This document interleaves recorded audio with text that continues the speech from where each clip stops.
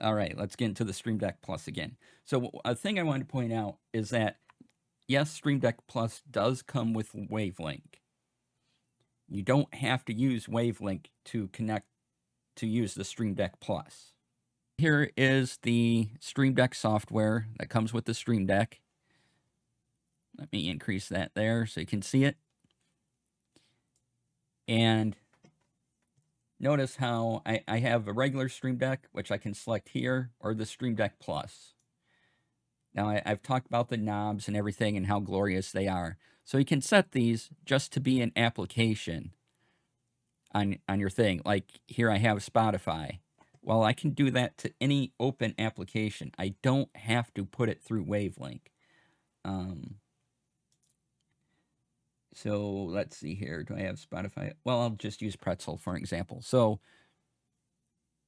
if I took volume controller, manual detection, put it over one of the knobs, right?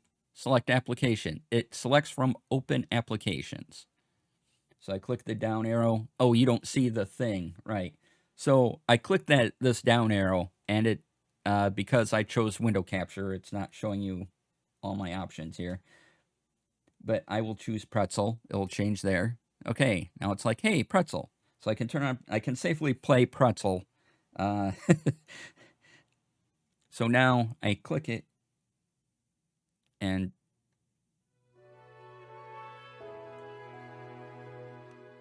I can mute it by pressing the button, and I can turn it down. And you can see I'm turning down the knob, and the number is going down, and you're hearing less volume out of it. So you don't have to pump this through Wavelink. You can just do direct controls of it. Now, where this comes into benefit in OBS, if you don't want to use Wavelink, is that, let me pause Pretzel here. So then you go to application output capture, right? And then I say, Pretzel.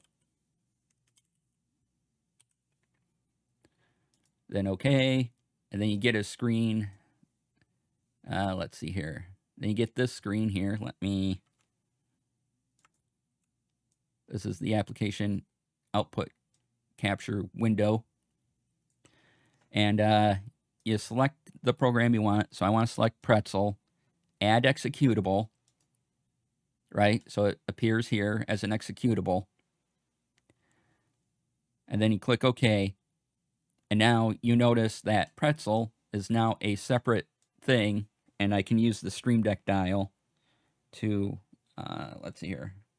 If I play it again, I can still control it via the Stream Deck dial. I just clicked it in for the mute. You can see the audio went down. And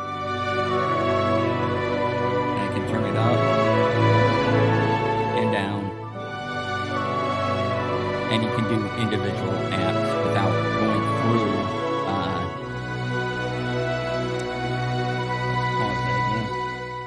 So you can do individual apps. What I like about Wavelink is that I can apply all sorts of filters to things. Now, the Wavelink software activates if you have a Wave microphone or if you get the Stream Deck Plus. It is the Stream Deck Plus only. So here's the Wavelink software.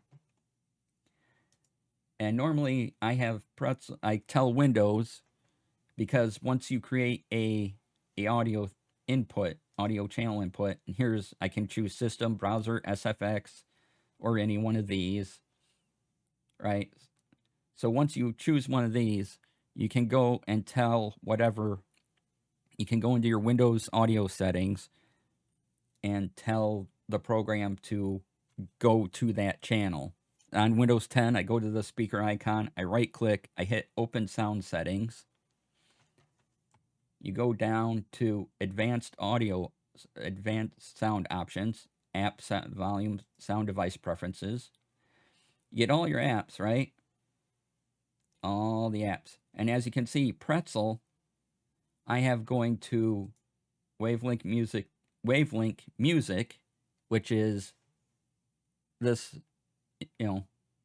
which you can clearly see on my Wavelink right there, music. So it goes to that channel And that's all you have to do. Once it's set, it'll just always be controllable back to that channel. The second knob here says music. So now I'm controlling Pretzel. It's coming through my master Wavelink mix. Down here in Wavelink where it says stream output, that in OBS. So as you can see, I labeled it Wavelink, but that'd be an audio input capture. Yeah, we'll just name it that. And then, let's see, can you see this window? You can't. So, then you just go here, and you say Wavelink Stream. And then everything that comes through your Wavelink software on all your different channels is just in one nice stream. You can also separate this out, each channel out if you want to, and there's various reasons for doing that. So you would go to, oops, let me mute the audio input capture again so I don't double up my audio. But if you wanted to, if you go to audio output capture, you can select one of your audio sources. So say I want, since we've been using music, I'll go, where is it? Wavelink music. Oh, you're kind of digging Robo DC. Right? And so now this audio output capture here that I just made will only be the music channel. And if I want to separate my audio and not use the full stream mix, because this includes my audio, the full Wavelink thing includes the Wavelink audio, the music, Zoom voice. I have Zoom go into the voice chat, and all my games go to the game. And so that whole mix is there. What I like about Wavelink, though, and why I will process things through Wavelink, is the ability to add filters. You can left click here, audio effects, plus. Now I've loaded some of these. You get these Elgato ones. The rest of these are all something called VST, and you go to the Elgato page where it says get more audio effects.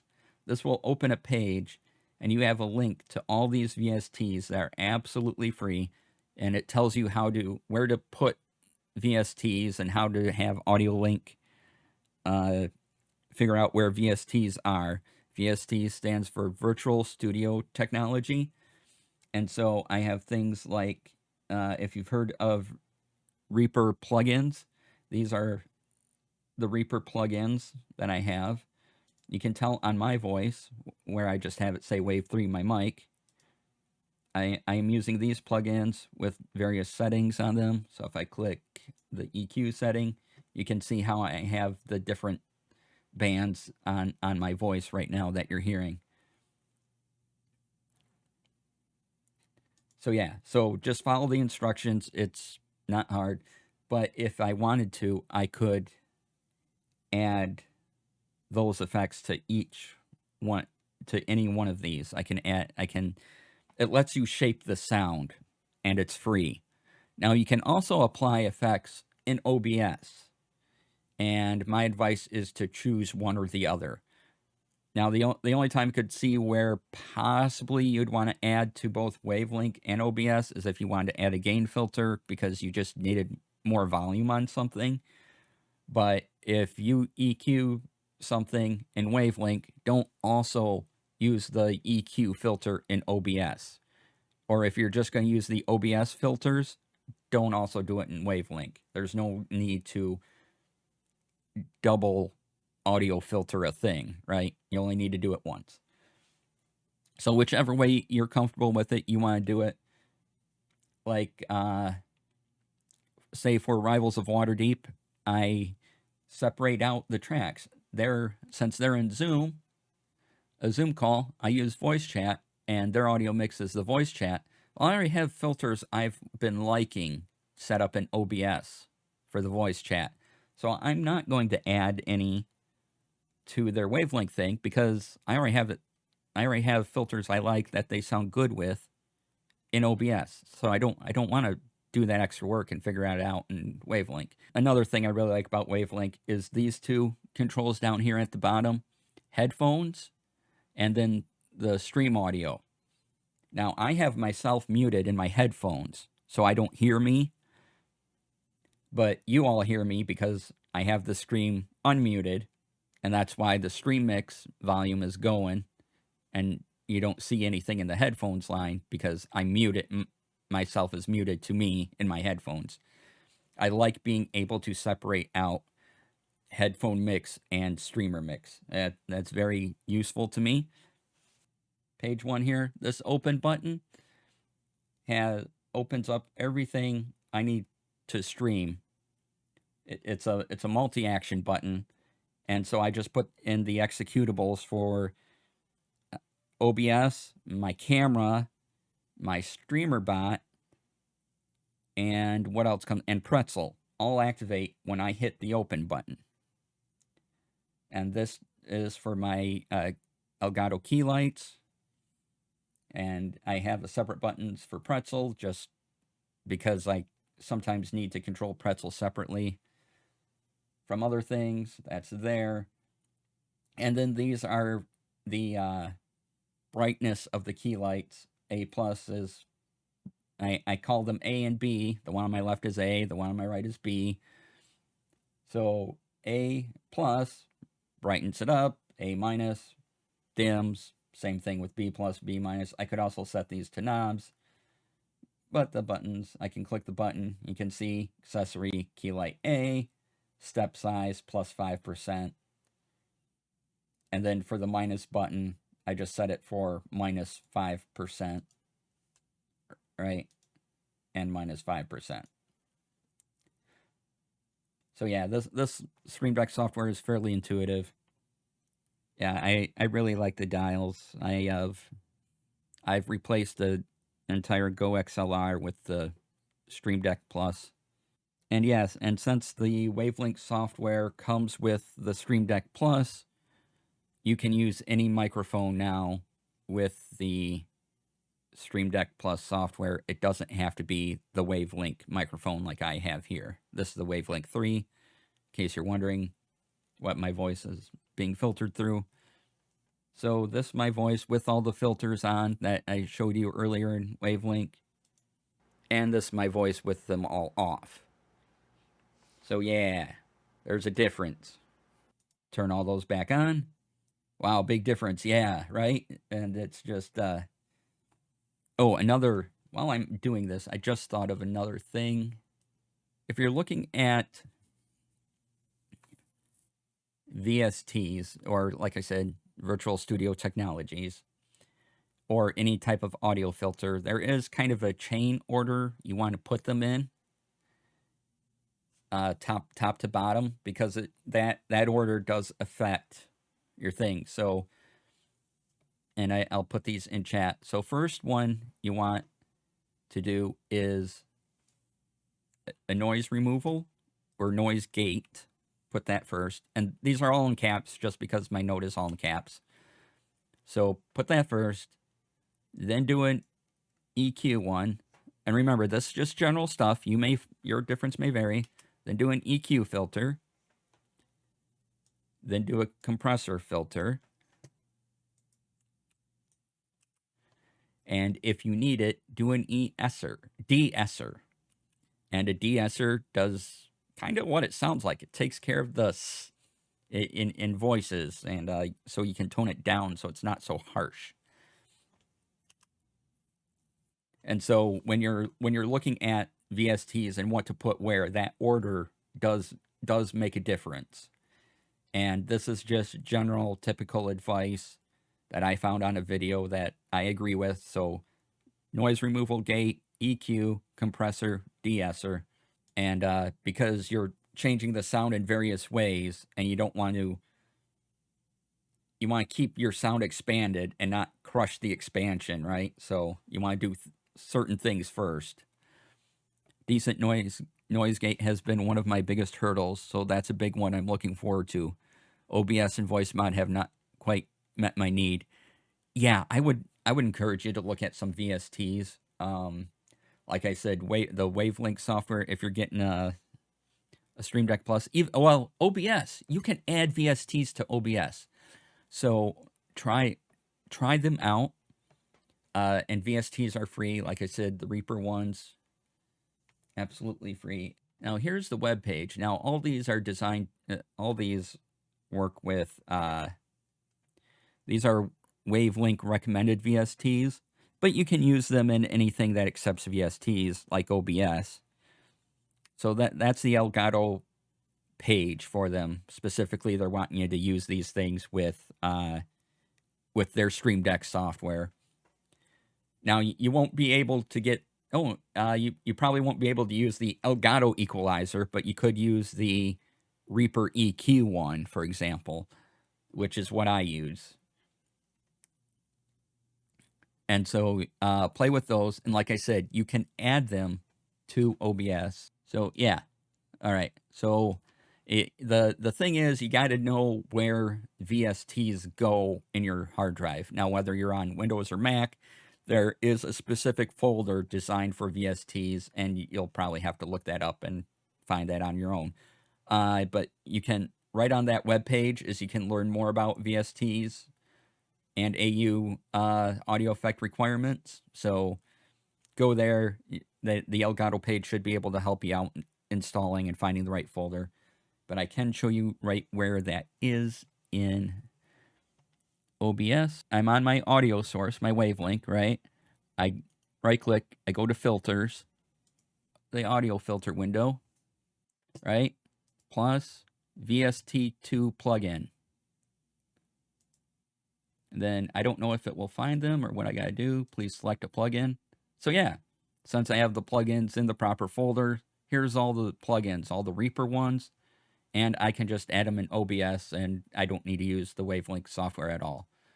And this goes back to what I was saying is if you EQ in Wavelink, don't also EQ in OBS. Quick plug for myself, if you do want some one-on-one time and further learning on this or any topic in TTRPG production, I am very hireable. You can either go to dclasair.bio.link and you can find all my links. You can hire me on my Ko-Fi, which is ko-fi.com/Hanomancer, or patreon.com/dclasair. And they're all in my bio links. Let's see here. We can talk about Stream Deck in general. I mean, you can program these buttons to do so many things. People play games on Stream Decks, which I don't know how to do that. But people set it up so they can control their certain games that they can just control on their Stream Deck. And there's even games that appear on the buttons on the Stream Deck. I don't understand that. But anyway, you can do stuff like you can control a PowerPoint through Stream Deck and all sorts of really useful things. If you can get one, I think Stream Deck is a very good thing to have in your streaming setup. Or there are free options too. There are software options. Personally, I need buttons, so I really love the Stream Deck. But there are things like Touch Portal, and I haven't used Touch Portal, so I can't speak to them, but I know they exist. But there's software like Touch Portal and everything where you can set up buttons, sort of like you can with the Stream Deck, but Stream Deck's probably going to have the better integration out of anything.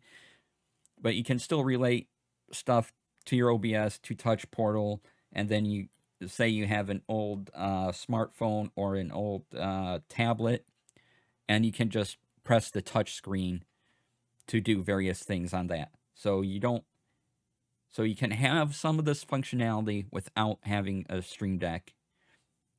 But if there is one thing I recommend spending money on other than having good audio, it's probably a Stream Deck. Again, you don't have to have one. You can do just about everything just in the standard OBS. Except if you don't have Stream Deck, you don't have buttons, and then you're clicking a lot of things. I just like buttons and one I can automate through Stream Decks. And like I said, there is a whole host of plugins for the Stream Deck. that you can get. You can search the store on your own. You can change the icons. There are music things you can download for your Stream Deck. There are sound effects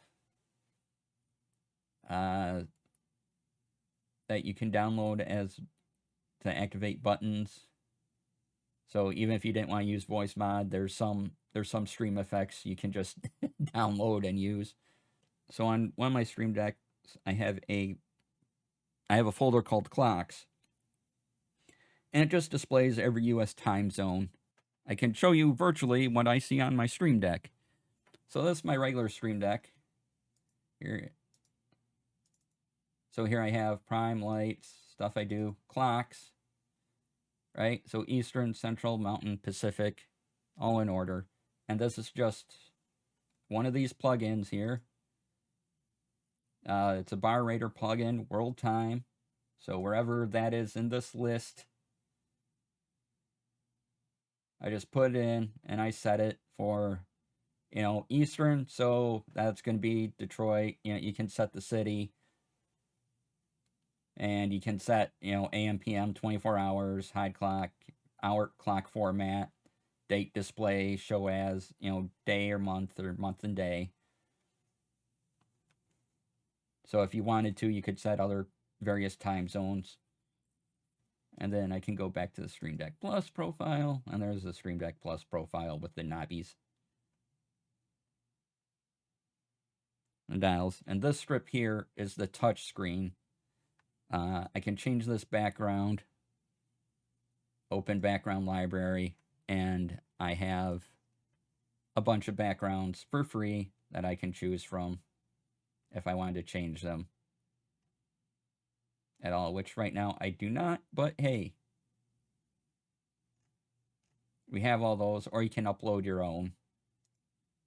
So this background on the touch screen can be whatever, and you just swipe left or right to change pages. Instead of, like, here you can see I'm clicking page 2, page 3. Well, if I just swipe, now I'm back to page 2. I swipe again, and puts me back to page 1. I really like this touchscreen thing. This is useful. If you're looking for plugins for your Stream Deck, the bar rater stuff is usually the programs you want to get. So I don't know the team behind bar rater or anything, but bar rater, whoever you are, thank you. You make great plugins for the Stream Deck.